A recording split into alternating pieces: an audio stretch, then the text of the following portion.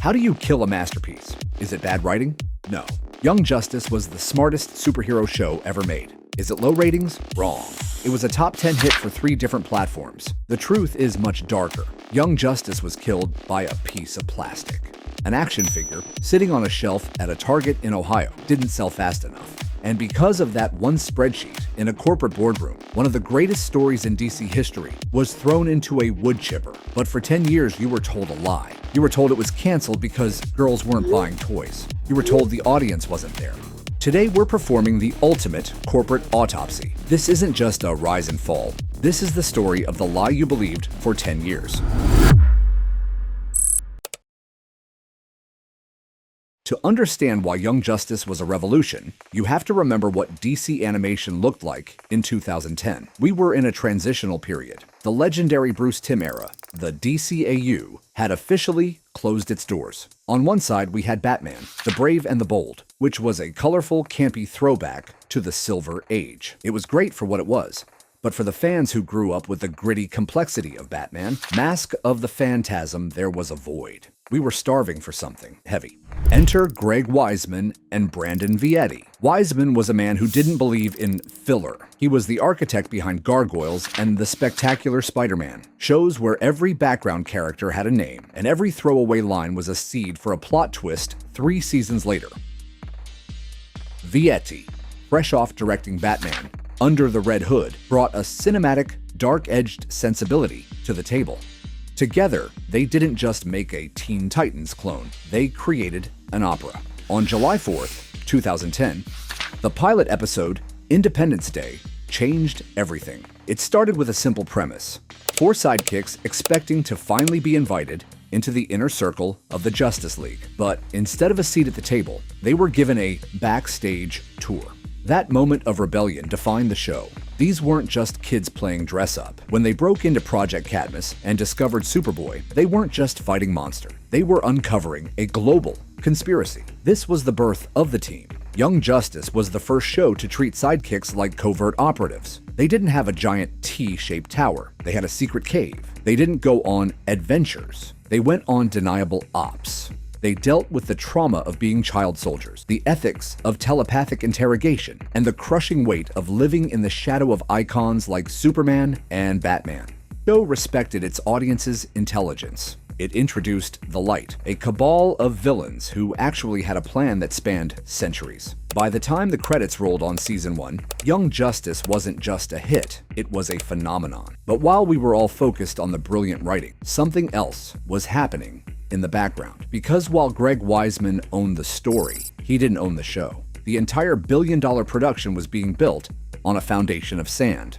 And that sand was controlled by a toy company that was about to make a fatal mistake.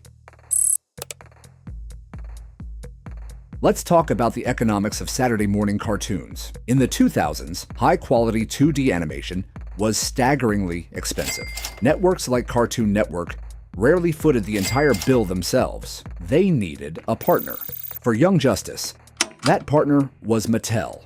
Mattel pumped millions of dollars into the production of the show, but they weren't doing it because they loved DC lore. They did it because, legally, funding the show gave them the exclusive master license to manufacture and sell the action figures. In the eyes of Mattel executives, Young Justice wasn't a prestige television drama. It was a 22-minute commercial for their plastic toys. But there was a catastrophic mismatch between the product on the screen and the product on the shelves. The writers were making a show for teenagers and young adults. They were writing about deep-covered double agents, political assassinations, and complex romantic entanglements. But Mattel? They were making toys for 6-year-olds. And honestly, the toys were terrible. Mattel released a line of 4-inch figures that lacked basic articulation. They were overpriced. They were impossible to find in standard retail stores like Walmart and Target. And worst of all, instead of making the villains or the expanded roster, Mattel just kept releasing stealth tech variants, the exact same plastic molds, just painted gray. Nobody bought them. Not the 6-year-olds, and certainly not the adult collectors. And then came Season 2, Invasion. Creatively, the 5-year time skip was a masterstroke. It allowed the universe to breathe, but for a toy company, it was a nightmare. Suddenly, the core characters looked completely different, rendering the Season 1 toys obsolete. There was a massive new roster of heroes: Blue Beetle, Impulse, Batgirl, meaning Mattel would have to spend millions designing new molds. Mattel looked at their dismal sales spreadsheets, and they pulled the plug. They withdrew their funding entirely. Without Mattel's money, the show was financially dead, but the way Cartoon Network handled the execution was nothing short of sabotage. In October 2012, right before a highly anticipated new episode, Cartoon Network pulled the entire DC Nation block from the schedule at the absolute last minute.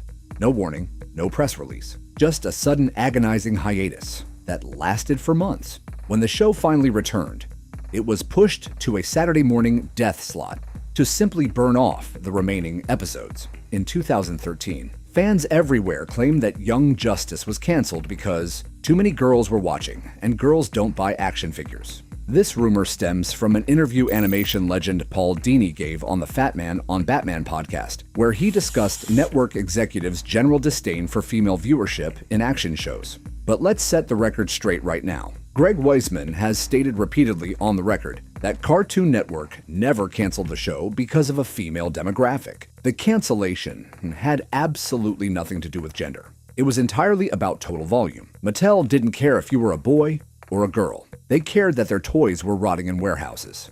The girl myth became a convenient, viral scapegoat that distracted everyone from the real issue, a massive corporate failure in toy distribution and marketing.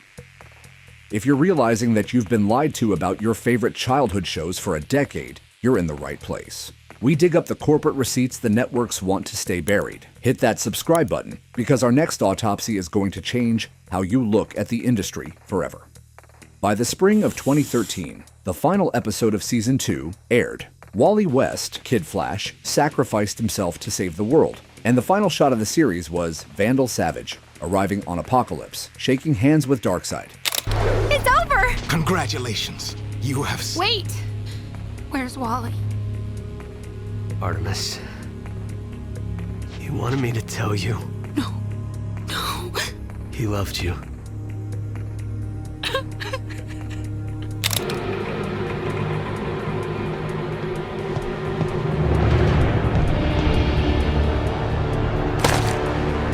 Business as usual.